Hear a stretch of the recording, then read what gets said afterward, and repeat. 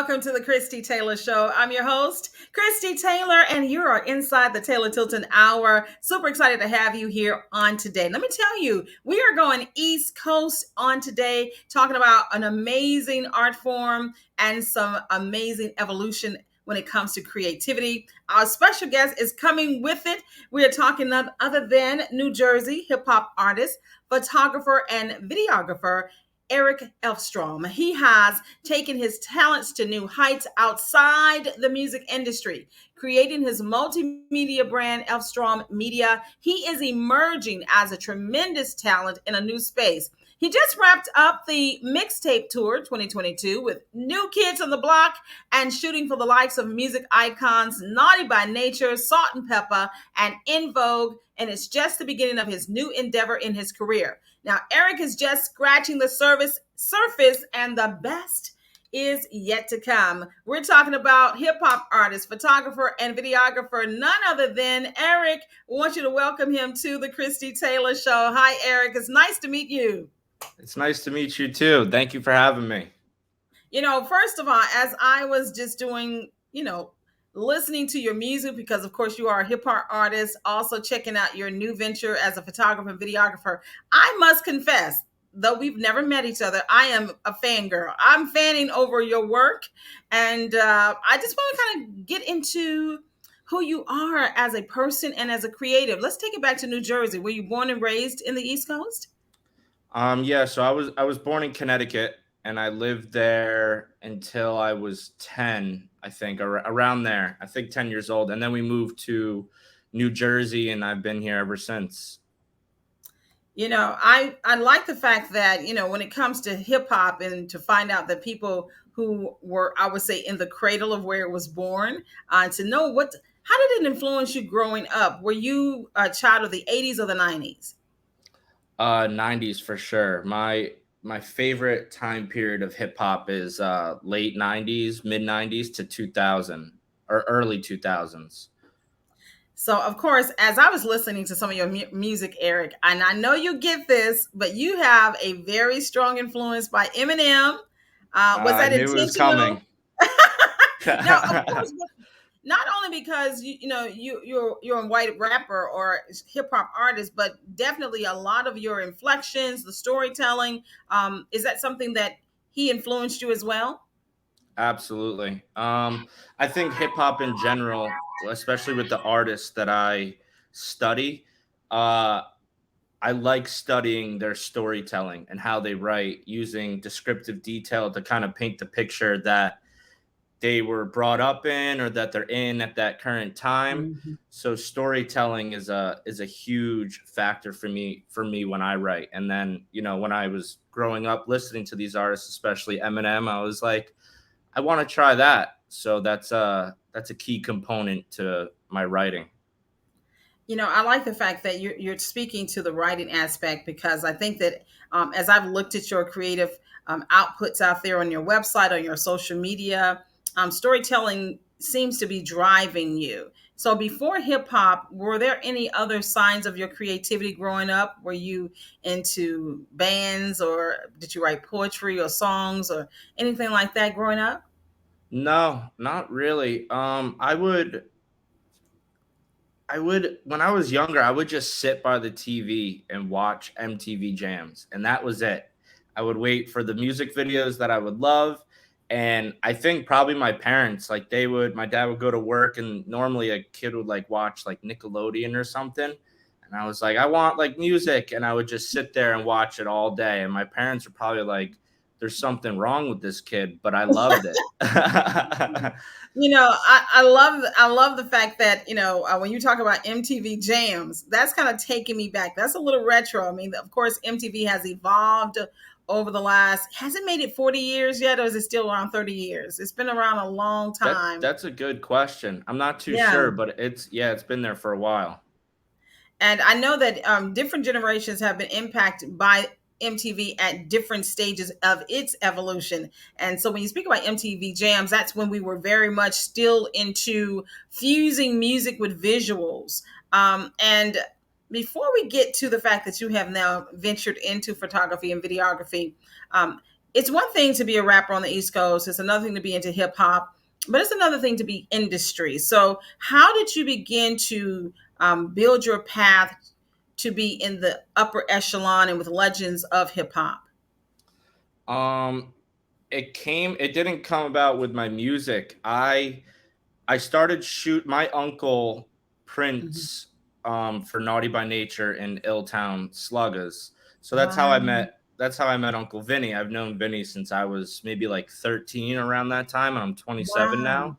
Wow. So yeah, when I picked up a camera, he was kind of like, we could use this. So I did their targeted ads. I would take pictures and little videos for them to run ads for their merchandise. And then that's how it started. And I was good at that. So we kept going. And then shows came along and then the tours. And then that was really the breakthroughs because of him Mhm. just You seeing know, something in me. so Uncle Vinny, Naughty by Nature. For those, can you just run a couple of their tracks for those who may not be familiar with Naughty by Nature? I mean, of course, the one that always comes to my mind is OPP. OPP, Hip Hop Hooray, Feel Me Yes, Flow, Jamboree. yes, Uh, I could keep going. yes, because the hits kept going. Naughty by Nature, of course, Yeah. that particular, and they came out of, was it New Jersey, New York as well? East Orange, yeah. East Orange, East New Orange, New Jersey. Jersey. And what's the difference? Can we get a little hip hop history here? What's the difference between um, the New Jersey sound of hip hop and New York sound? And what's the Ooh, signature? Yeah. Oh, yeah. I know, right? Let's dig deep great, on that. great question. So I think New York hip hop, when you hear an artist from there, like Nas or something, they have those, or like Mob Deep, they have that feel in their music. You listen to the beats and everything, it's like this is straight gutter New York, real raw hip hop. I feel like with Naughty by Nature, they still Mhm, had that rawness and that mhm, gutter feel to them coming from where they came from. But I think at least with their music, it mhm. kind of added like a little flavor to it, a little bit more of like Yeah. a bounce kind of, and like not so just straight in your face. At least that's how I feel when I listen to it. It was more of like not like a party vibe, but more like you could bounce to it, kind of. You know what I mean? If that makes sense. It's almost like when Outcast came out in the South, because of course I'm based in Memphis, Tennessee. We have a very signature hip hop sound, and when Outcast came out, they did something similar to Not About Nature. It's almost like they put a little fun into the Yeah, great. yeah, little fun. That's Yeah. a good word. Mhm. Yeah, because of course they still were hitting the same stories. They're still definitely chronicling what's happening in the streets, in their everyday life. But there was a sense of fun. Of course, LL Cool J put some fun into his. Definitely Will Smith or Yeah, the Fresh yeah. Prince back in the day. But I would say that Naughty by Nature had a naughty but niceness, if you can even put those two together when it came to them. And of Yeah, course, I agree. when they paired, not so much they paired, but the relationships that they had with Salt and Pepper added to that. And as a person who understands the power of hip hop and the fact that hip hop is not just the rap music, but it was the graffiti, it was the dance, it was the other things. Would you also say that they added extra color coming from the way they approach their music and their dance? Yeah, I feel like it was just like a whole new like taste to it overall. Even like their videos and like the way they would both rap it. Like I said, it was more like bouncy with the flows and like multi-syllable rhyming, and it was just like it was just more than just getting it for face value, if that makes sense.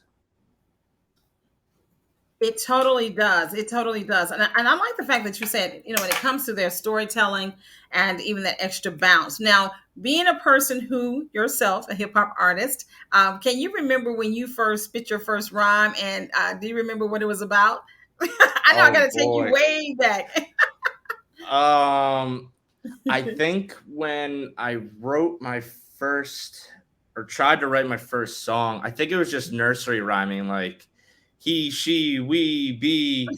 And then at least I had that, but then there's so much more to just rhyming. There's like Yeah. different flows and cadences and not just rhyming the last word, rhyme the last word with the first word and then have the middle word going with the last word, and it's just there's a whole like science to it, which is one of the reasons why I love studying Eminem, because he's a master at that, but he's also looked up to Tretch from Naughty by Nature. So yeah, I think when I first started rapping, I don't even know what I was saying. It was probably nonsense.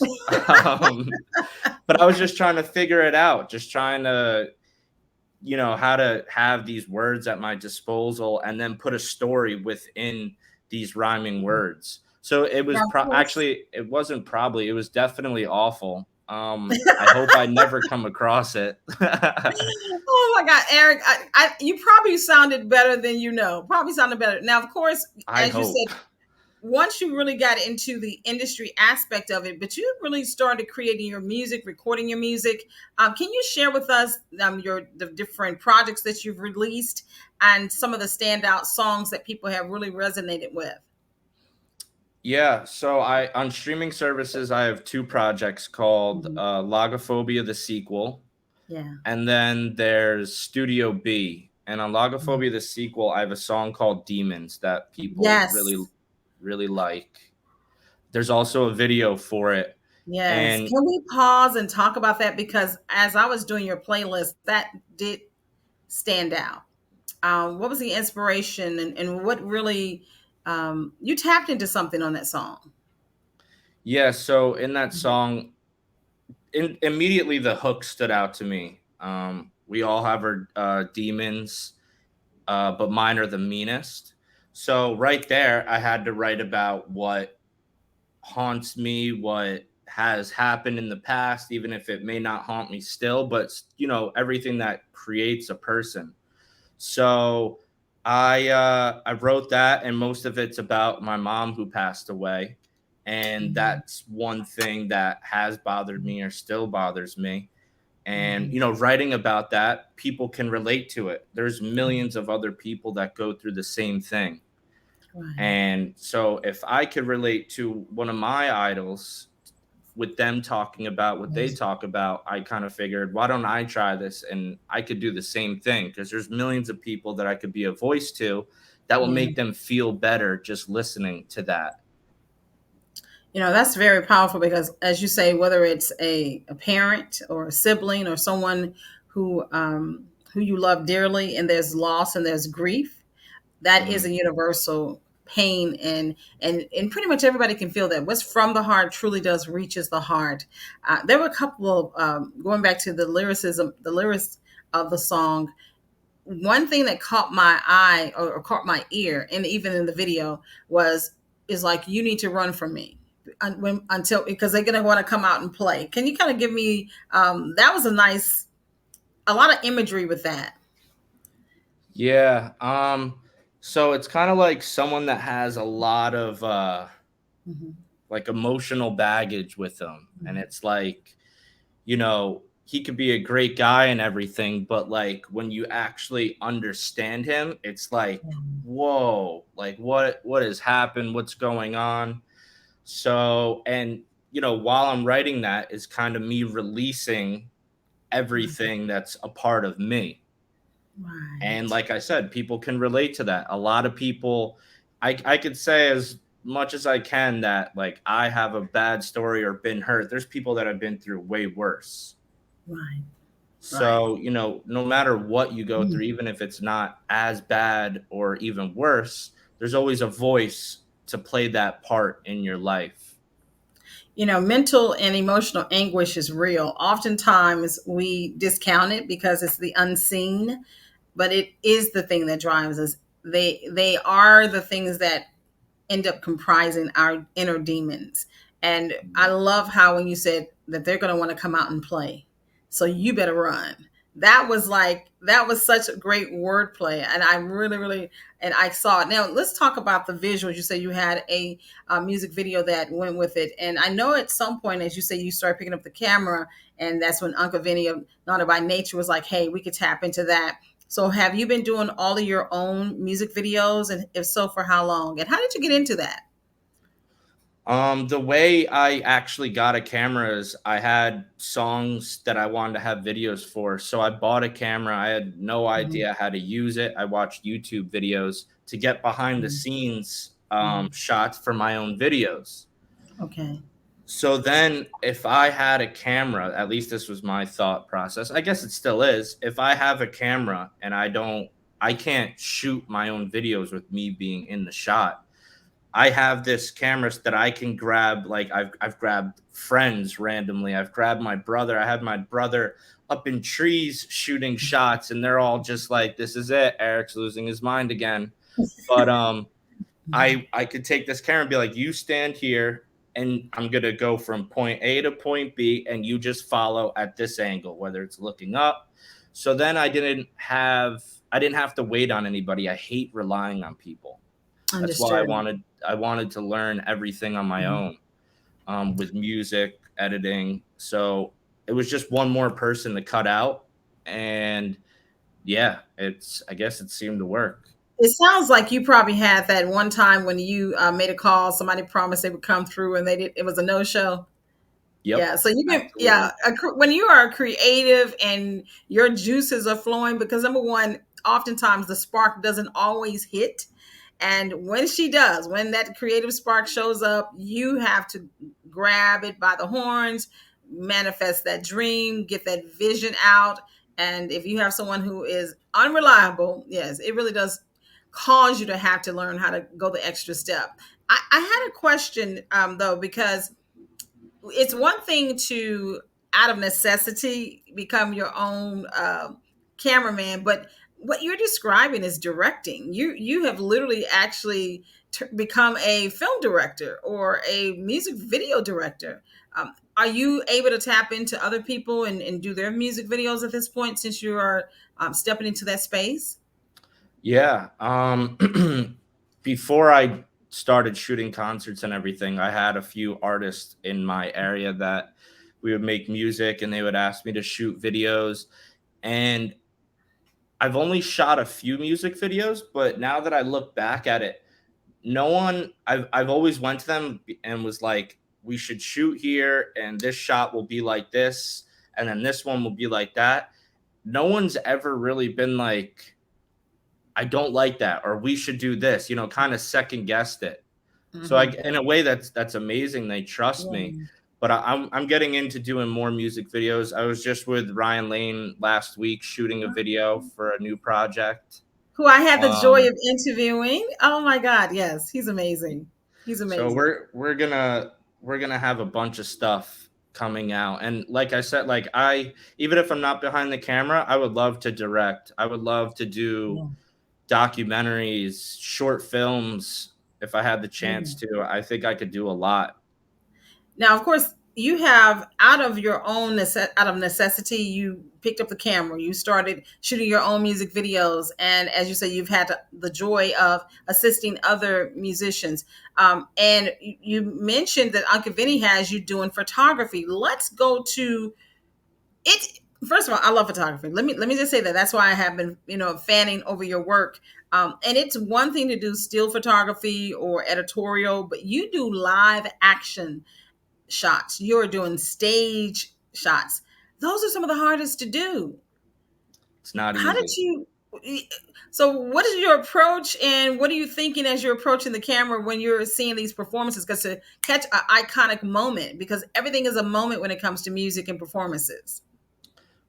One thing that I tell everybody, if you're shooting a show, if you can, you have to be there with the artist, not the venue hiring you or something. And if you do get hired by the venue, that's amazing. You're still shooting an awesome show.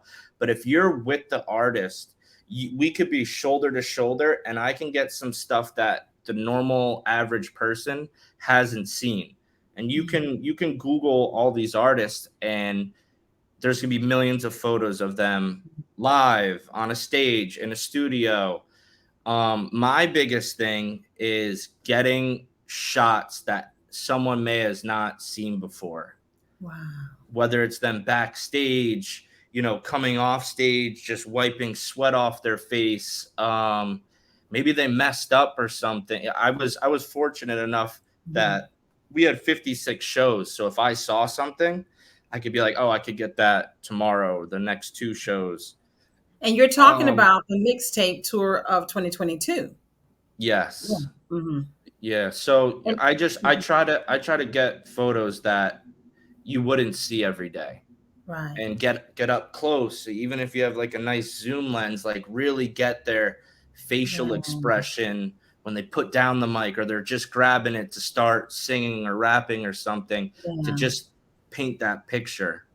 Now, Eric, you're shooting legends, and I'm glad you're bringing up the fact that shots that no one has ever seen. It's kind of difficult when you're shooting New Kid on the Block, or you're shooting Naughty by Nature, or you're shooting In Vogue or Salt and Pepper, because they have had decades worth of videography and photos and magazine covers. So to be able to shoot them at this stage of their life and career and find something new, that speaks high to your intent. And it's amazing, because there was one on your website, and be sure to follow him on his social, both his personal social and his media company, which he started. There's this one black and white photo that I absolutely love of Kid and Play. I mean, of New Kid on the Block, where they were standing, and it's such an iconic shot. I was They're all like, together. I know what you're talking about. Yeah. oh my, talk about that moment. That is so legendary. So New Kids had that was the only group I wasn't really allowed to shoot. They had their own amazing photographer. So every time they were performing, I would just sit back on the side and watch them perform. And Yes. then here and there I would get shots, like if I saw something and it was just I was in the right position at that time, I would take that photo. And that was one of them where they were turning around and going back to Yes. the deep end of the stage. And I think I saw it the night before, and I was like, I need that shot tomorrow. And I was waiting Mhm. for the moment, and I got that shot. Um, It's yeah, pretty that iconic. Yeah. I love black and white photos too. To Yeah. me, it just Mhm. speaks more to you. Yeah. It's, and I don't know how far you plan on going with this work that you're doing when it comes to capturing moments through the lens. But do you feel like a book is in your future? Ooh, I've said this to Vinny before. Probably Vinnie and KG. I would love to do that, but I want to have a book where I don't know what the title would be, but like I said before, just artists that aren't like in their element. It's not them, on the stage or something. Like I have photos of Vinny ironing a shirt that's in black and white when we were in a dressing room shooting the Fiesta song with them and Oh, wow. Ryan. Wow. I would love to do that. Mhm. Backstage shots on a Yeah. tour bus at Yeah. them eating at like a Wendy's or something, whatever it is. So I would Oh, love to do that. That would be amazing. yeah. Now, Eric, since you have graduated from the mic, because you've gone way beyond the mic and recording in the studios and performing yourself, and now you're capturing legends in hip hop and beyond with the camera, both as a photographer and videographer. What is your next? What is your? I heard you say something about film and documentaries. Give me more on that, if you don't mind, as we get to the wrap up. So yeah, we have a documentary that I'm working on from the tour. It's mostly going to be about Slugga, clearly because I was on their bus and everything. But we're gonna do that. I'm gonna keep doing music videos and stuff for artists, Mhm. but the music's not done. I was working on music before this interview. I have a new project Oh, coming out, Studio oh, B. congratulations. Studio B? Studio B, because there's Studio A that's already out. Yes. Um, Okay. So yeah, I want to fire on all cylinders. I want to Okay. put out more content, more music videos, music, my own merchandise, everything. So there's a lot of things in the work, but I'm just gonna keep going, keep the ball rolling, keep creating, just try to better myself and expand more. Now, of course, I heard you say you're under 30. And, do you have any 30 plus dreams? Are you seeking to have family, children? What are some of those personal aspirations beyond the art? Of course, I would like to have a family and stuff one day. Have a nice house, maybe on the water or something. Oh, yeah. But I don't think about that too much, just because maybe when I creep a little closer to 30, early 30s, I'll be like, all right, I need a that new chapter. But the Okay. work that I'm doing now is going to set me up for that future. So of course, it's always in the back of my Mhm. mind. Yeah. Now I know you said that your mother passed when you were young. Do you have siblings? What's your family life like as far as father or extended family?